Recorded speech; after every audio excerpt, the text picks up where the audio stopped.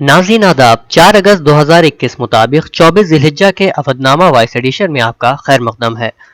अवधनामा में शाये अहम खबरों के मुताबिक पार्लियामेंट में हुकूमत को पेगासस मामले पर घेरने के लिए राहुल गांधी ने मंगल की सुबह हिज़्ब इख्तिलाफ के लीडरान को नाश्ते पर मदऊ किया। इसमें 14 जमातों के लीडरान शरीक हुए, जबकि इजलास के बाद राहुल गांधी ने दिल्ली की सड़कों पर साइकिल मार्च निकालकर हुकूमत के खिलाफ सदाए एहतजाज बुलंद की। राहुल गांधी की तरफ से दिल्ली के कॉन्स्टिट्यूशन क्लब में मुनक्किद की गई ब्रेकफास्ट मीटिंग के दौरान तमाम हिज़्ब इख्तिलाफ की जमातों ने यकजहती का इजहार किया और कहा कि यह लड़ाई जमहूरियत की बका की है और हम मुत्तहिद होकर लड़ेंगे।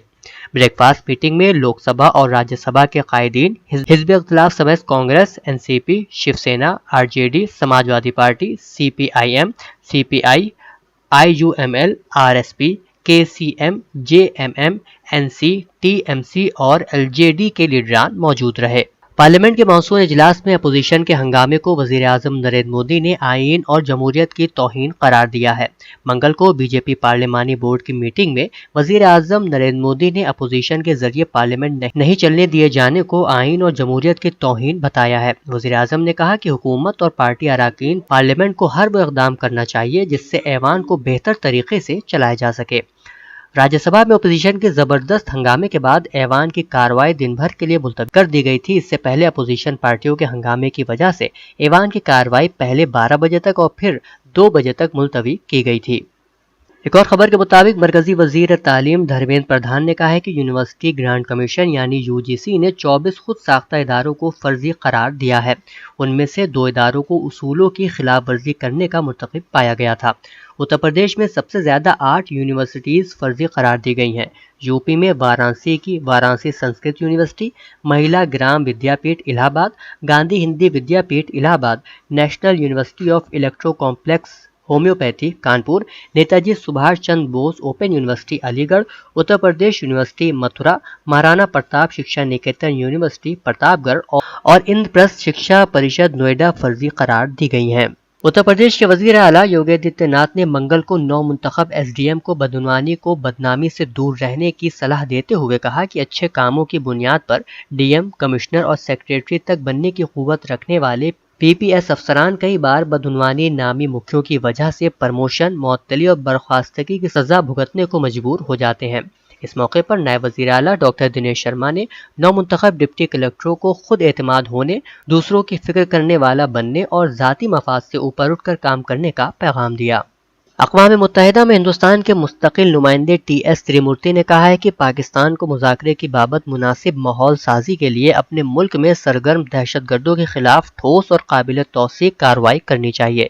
हिंदुस्तान के अक़वाम मुत्तहिदा सलामती कौंसिल की सदारत संभालने के बाद मिस्टर त्रिमूर्ति ने प्रेस कॉन्फ्रेंस में कहा कि मसला ये है कि अगर हिंदुस्तान और पाकिस्तान के दरमियान कोई मसला है तो उसे 2 तरफ़ा और पुरअमन ढंग से सुलझाया जाना चाहिए।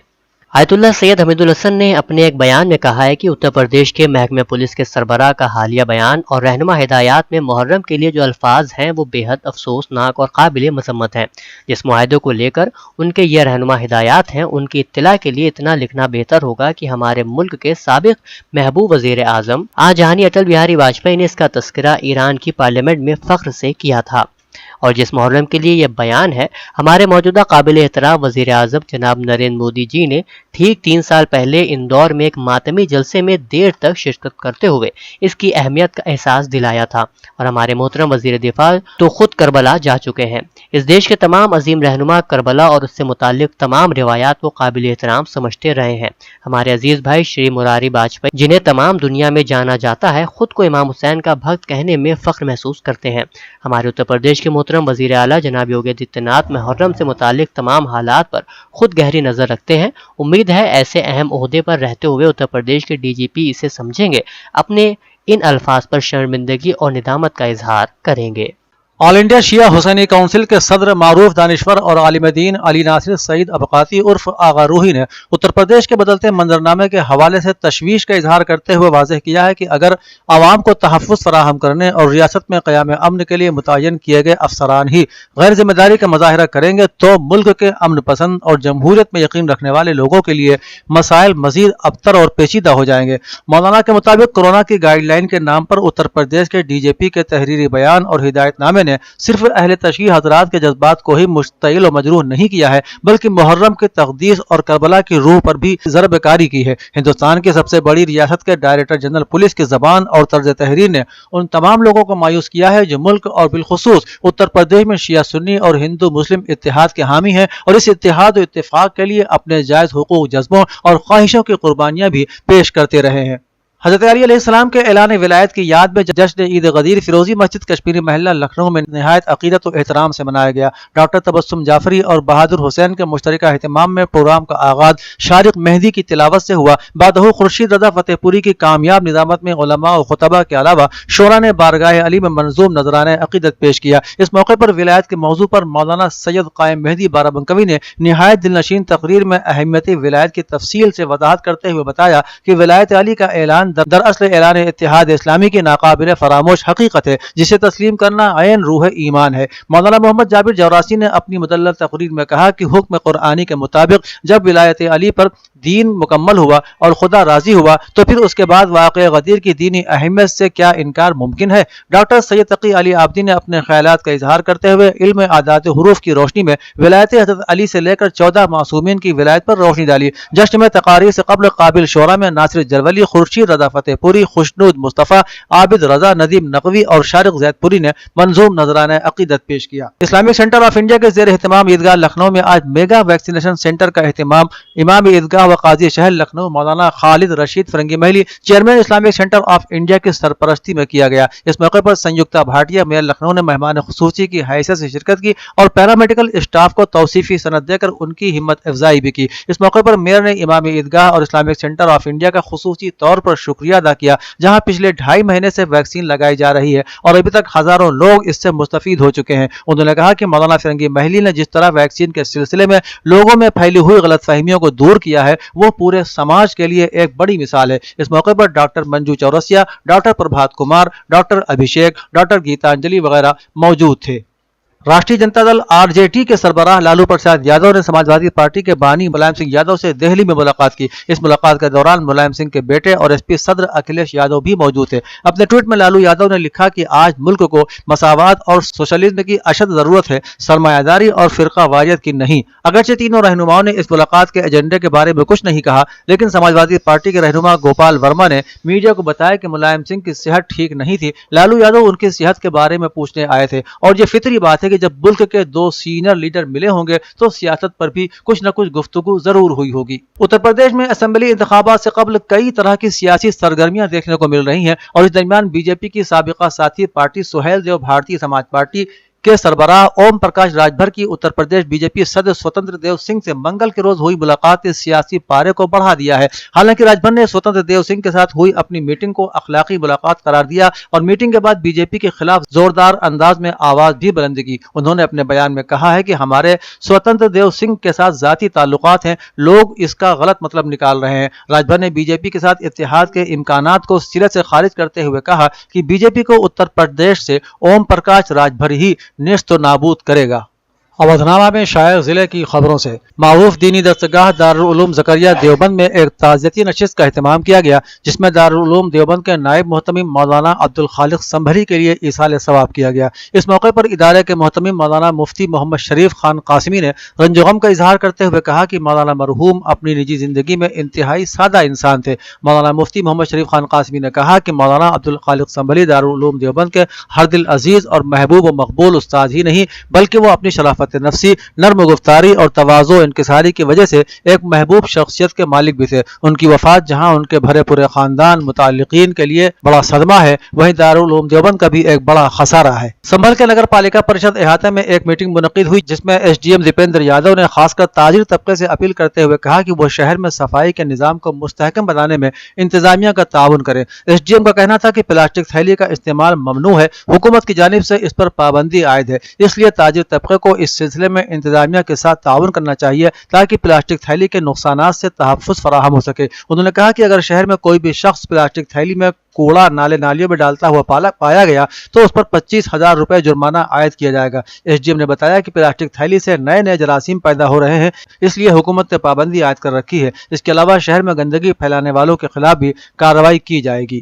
پرتاپ گڑھ کی خبر کے مطابق ملک کی آزادی کے بعد مبینہ سیکولر پارٹیوں نے مسلمانوں کے بنیادی مسائل کی چشم پوشی کر سیاسی غلام بنایا اور انتخاب کے وقت انہیں شکست فتح کی سیاست میں الجھا کر ان کی سوچ کو محدود رکھ کر انہیں ایسا گمراہ کیا کہ جیسے انتخاب قریب آتا ہے انہیں RSS کا خوف دکھا کر شکست و فتح کی سیاست میں الجھا دیا جاتا ہے کہ وہ اپنی فتح کے لیے سوچ ہی نہیں پاتا۔ مسلمانوں کو آئندہ اتر پردیش کے اسمبلی انتخابات کے لیے شکست و فتح کی سیاست چھوڑ کر اپنے سیاسی روشن مستقبل کے لیے اپنی فتح کو یقینی بنانے کے لیے جدوجہد کرنا ہوگا۔ پیپلز پارٹی کے قومی صدر ڈاکٹر ایوب سرجن نے میڈیا کو جاری بیان کردہ میں مذکورہ تاثرات کا اظہار کیا ہے۔ ریاست کے ضلع بریلی کے باشندوں کے لیے یہ اہم خبر ہے کہ یہاں سے اب نہ صرف آگرہ بلکہ ممبئی اور بنگلور کے لیے بھی فضائی سفر شروع ہونے والا ہے۔ سال کے آخری مہینے یعنی دسمبر میں سب سے پہلے بریلی سے آگرہ کے لیے فضائی خدمات کا تجربہ کیا جائے گا۔ اگر یہ تجربہ کامیاب ہوا تو فلائٹ کی تعداد میں بھی اضافہ کیا جائے گا۔ گزشتہ 2 ماہ قبل وزیر برائے ہوابازی نند گوپال نندی نے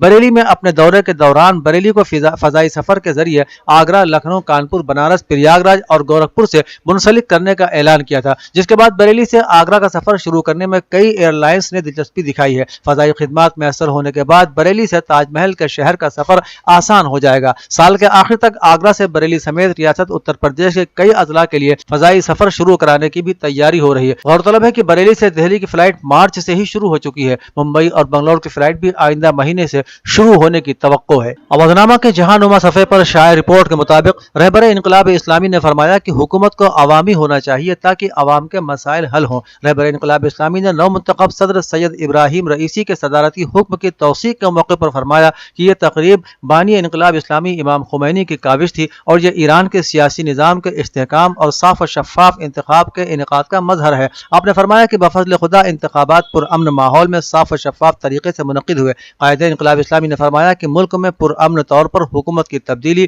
ملکی سطح پر پائے جانے والے امن و سکون کی علامت ہے۔ آپ نے کہا کہ عام طور سے دنیا کے بیشتر ملکوں میں اقتدار کی منتقلی میں کشمکش کا ماحول بنا ہوتا ہے، مگر ایران میں الحمدللہ امن و سکون کار فرما ہوتا ہے اور پرسکون طریقے سے اقتدار کی منتقلی کا عمل انجام پاتا ہے۔ ماہرین نے ڈیلٹا قسم کے ابتدائی معائنے کے بعد دعویٰ کیا ہے کہ کورونا کی ڈیلٹا قسم میں بہت زیادہ جینیاتی تبدیلیاں نہیں آئیں اور یہ بھی ضروری نہیں ہے کہ یہ قسم دیگر اقسام کے مقابلے میں بہت زیادہ جان لیوا ثابت ہو۔ ریسرچ سینٹر کے بایولوجسٹ کے مطابق ہندوستان میں کورونا وائرس کی مہلک قسم ڈیلٹا نے شہریوں کو اپنی زد میں لینا شروع کیا تو لوگ شدید طور پر خوفزدہ ہو گئے کہ کہیں یہ قسم بہت زیادہ ہلاکتوں کا باعث نہ بنے۔ چین میں ایک تحقیق کے دوران دریافت کیا گیا تھا کہ ڈیلٹا قسم سے متاثر مریضوں میں وائرس کی اوریجنل قسم کے مقابلے میں 1000 گنا زیادہ وائرل لوڈ سانس کی نلی میں ہوتا ہے، جس کی وجہ سے وہ چھینک، کھانسی یا بات کرنے سے زیادہ آسانی سے پھیل جاتا ہے۔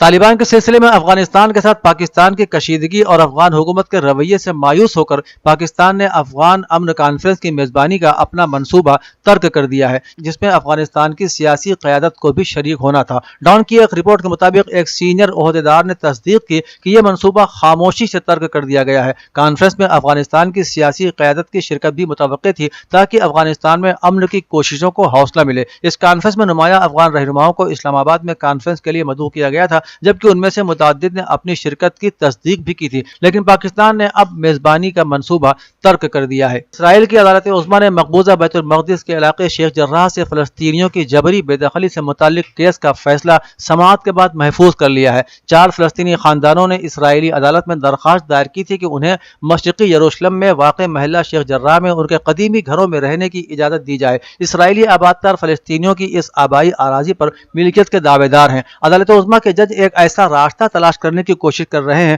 جس سے اس معاملے پر فریقین میں جاری کشیدگی کا خاتمہ ہو سکے۔ عدالت میں ایک تجویز یہ بھی پیش کی گئی تھی کہ فلسطینی خاندان اسرائیلی ملکیت کو تسلیم کریں اور وہ محفوظ کرایہ داروں کے طور پر ان مکانوں میں مقیم رہیں، لیکن فلسطینی خاندانوں کے وکیل نے اس تجویز کو ناقابل قبول قرار دے کر مسترد کر دیا ہے۔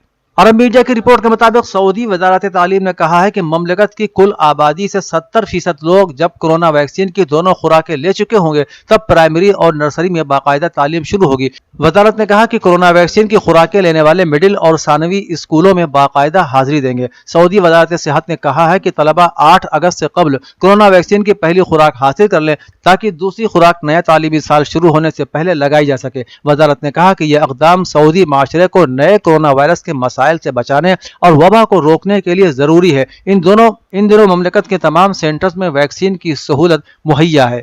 अवधनामा में शाये मज़ामीन को मुकम्मल तौर पर पढ़ने के लिए अवधनामा की वेबसाइट www.awadhnama.com पर विजिट करें और ई पेपर पर क्लिक करें।